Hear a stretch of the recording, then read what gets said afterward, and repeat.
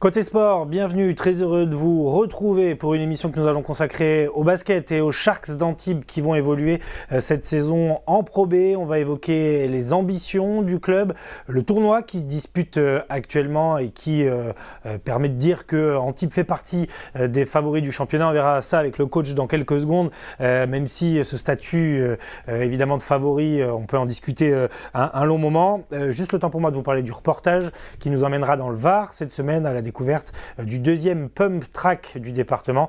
C'est un espace où on peut faire du vélo, du skateboard, de la trottinette, tous les sports de glisse. Vous verrez comment ça fonctionne. On retrouvera donc tout ça à la mi-temps de cette émission. Bonjour Nicolas Antich. Bonjour. Merci d'avoir accepté cette invitation. Vous êtes donc le coach des Sharks d'Antibes, descendu malheureusement de Pro A en Pro B.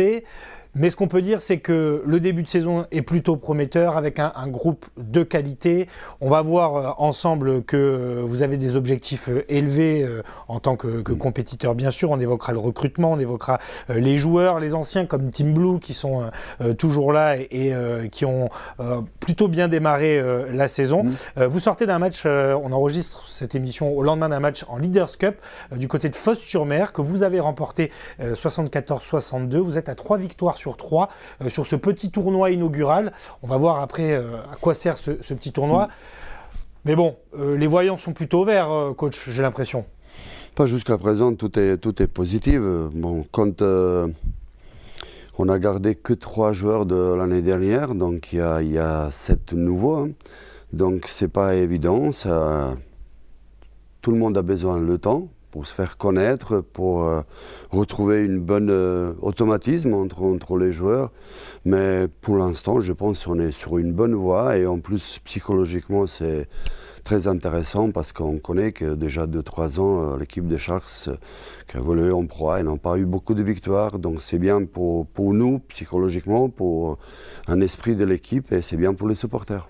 Alors, je parlais de ce match à Fos-sur-Mer que vous avez remporté 74-62. Vous avez été mené longtemps, vous avez cravaché, mais vous avez quand même remporté la victoire. C'est dans le cadre de ce tournoi qui s'appelle la Leaders Cup, qui est un mini-tournoi. Alors, j'aurais tendance à dire de préparation, mais pas tellement, parce que le vainqueur de ce tournoi obtient d'office une place en play-off, donc à la fin de l'année, pour jouer l'accession à la montée en Pro A, peu importe le résultat, son classement final en saison régulière. Donc c'est quand même important. Je le disais, 3 matchs, 3 victoires. Il y aura un dernier match ce vendredi à 20h30 à l'Azur Arena, match retour contre Fos-sur-Mer. Vous êtes quasiment qualifié, il faudrait un concours de circonstances pour que ça n'arrive pas. Enfin, si vous gagnez, de toute façon, vous êtes qualifié. Est-ce que ça, c'est un premier vrai objectif ? Parce que là, si vous sortez, vous arrivez en quart, quart de finale, et puis après, il y a des... Oui, Leaders Cup est inventé, entre guillemets, pour avoir plus de matchs pour l'équipe de Pro B, pour avoir plus de matchs de préparation qui sont intéressants, où il y aura un enjeu. Ça, c'est la première chose.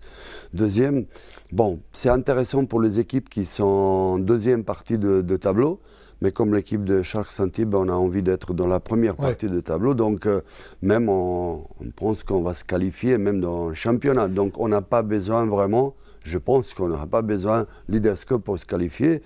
Mais il faut respecter chaque compétition et c'est toujours plus intéressant de jouer des matchs. Il y a un enjeu que les matchs de préparation.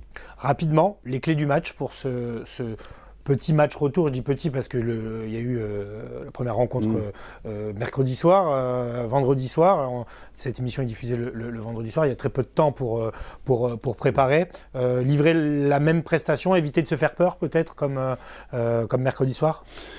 Pas d'abord, quand on était diminué quand on était diminué, parce que Nando Raposo il n'a pas joué à cause des problèmes personnels. Donc on aura le même objectif de tenir plus longtemps avec nos intérieurs, parce qu'il y a que 2. Hein. Donc ça sera d'assurer le rebond offensif et défensif, avec un peu plus d'agressivité, ce qu'on n'a pas montré en premières 20 minutes. Je pense qu'on aura la possibilité de gagner, mais l'équipe de Fos, vous savez, c'est déjà des années une équipe qui est, pas dire imprévisible, qui peut jouer un bon basket, donc ça ne sera pas méfiance. un match. Voilà, méfiance. Là, l'idée, c'est de maintenir les joueurs concentrés. En plus, c'est toujours très difficile de jouer 2 fois en 3 jours avec une équipe. Donc, voilà. La chance, c'est que le déplacement n'était pas trop loin. Exactement. Mais bon, c'est quand même de la route. Et... Les groupes de Leaders Cup sont en fait en fonction géographique, parce que c'est évidemment les équipes de Pro B, on va y venir après, mais qui s'affrontent dans des petits groupes.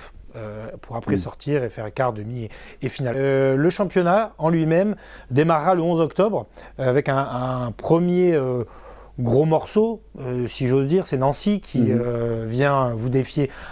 Mythique salle de l'Azur Arena, qui est un superbe écrin, j'en profite pour le rappeler. Il va falloir bien démarrer. C'est évident ce que je dis, mais voilà, c'est quand même une équipe qui compte dans le basket français, Nancy. Est-ce que là, il y a attention particulière, une vigilance particulière?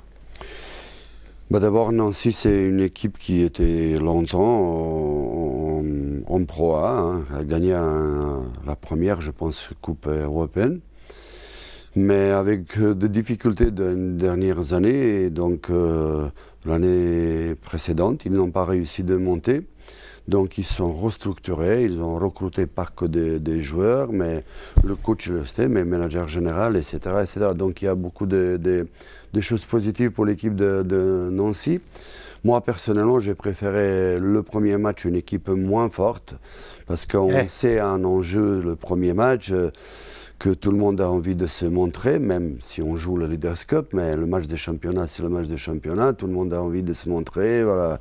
Un peu le public, plus de public que d'habitude, donc c'est ça ce que j'ai préféré, une équipe moins forte, mais bon, c'est le calendrier comme ça, il faut montrer tout de suite comme est compétitif, ça ne sera pas ni le fin du monde si on n'a pas un bon résultat. L'objectif, c'est quand même la victoire. Hein. Mais c'est les premiers matchs, c'est toujours, le premier 2 matchs de championnat, c'est toujours un point d'interrogation pour les coachs. Je voudrais qu'on parle un peu de vos joueurs. Vous l'avez dit, effectif chamboulé, c'est normal avec une relégation, une descente. Vous avez quand même conservé Team Blue.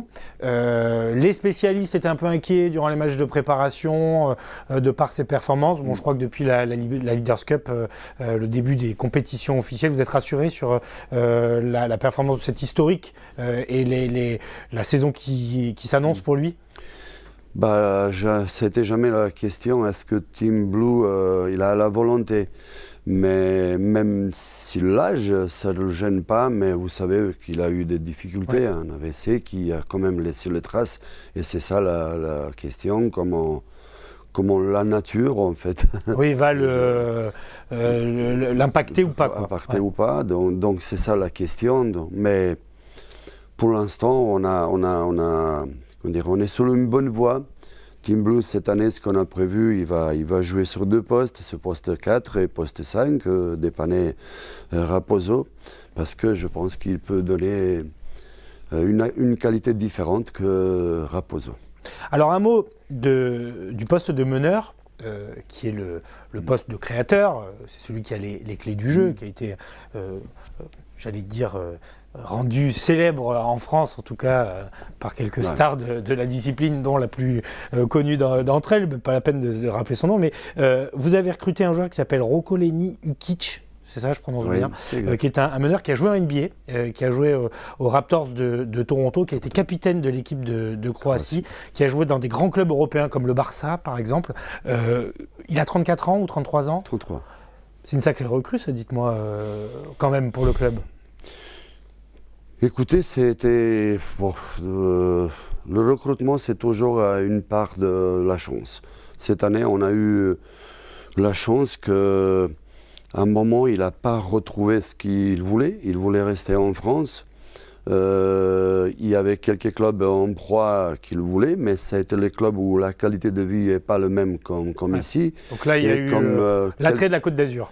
Comme quelqu'un qui a fréquenté des clubs, pour lui, d'être que en proie, bon, je ne vais pas dire à la fin de carrière, ce n'est pas encore la fin de carrière, mais il a préféré la qualité de vie de sa famille. Ça nous aidait parce que sa fille, elle est très douée, comme elle est une nageuse. Et donc, il y a un bon club. Il est bien tombé. Mais tout était réuni. Donc, finalement, vous dites c'est la chance. Mais en fait, pas du tout. C'est parce qu'il y a un bon club de natation et des arguments que vous avez su mettre en avant. Je voudrais qu'on termine avec une question. On n'a pas eu le temps de parler de Zaïd Hurst, mais je voudrais qu'on parle de la formation. Parce que vous avez intégré des jeunes joueurs aussi du centre de formation. Au moins 4. J'en ai compté au moins 4. Il y a Giuliano Neri, il y a Sean Tanner, il y a Mathis Rostomov et Vincent M. Salem. Donc ça, c'est une carte aussi que vous allez jouer, la carte de la jeunesse et de la formation avec des purs produits du centre. Écoutez, d'abord, comme je disais, l'objectif c'est de jouer un bon basket et d'avoir plus de victoires. Donc on n'a pas on n'a pas obligation de monter cette année. Donc il fallait être intelligent et voir est-ce qu'on peut faire quelque chose avec les jeunes. Je ne le connaissais pas parce que j'étais que 1 mois et demi l'année dernière. Donc j'ai écouté un peu ce que les coachs du centre de formation ils m'ont dit. Et pour respecter le centre de formation et donner l'espoir pour les autres, que j'ai pris 4 joueurs. Chacun a ses qualités, chacun a ses défauts, mais je pense qu'il y a 2 garçons parmi 4 qui ont un bel avenir s'ils travaillent bien. C'est tout le mal qu'on leur souhaite et de toute façon c'est comme ça qu'on progresse aussi en se confrontant à l'élite et à un groupe de qualité. Merci beaucoup Nicolas d'avoir accepté cette invitation. Je redonne quand même les 2 dates. Donc vendredi soir, c'est ce soir dans 1 heure très précisément à l'Azur Arena pour le dernier match de Leaders Cup, et puis le championnat à proprement parler, lui débutera le 11 octobre pour Antibes avec la réception de Nancy, toujours à l'Azur Arena. Merci de votre disponibilité et très bonne saison à vous.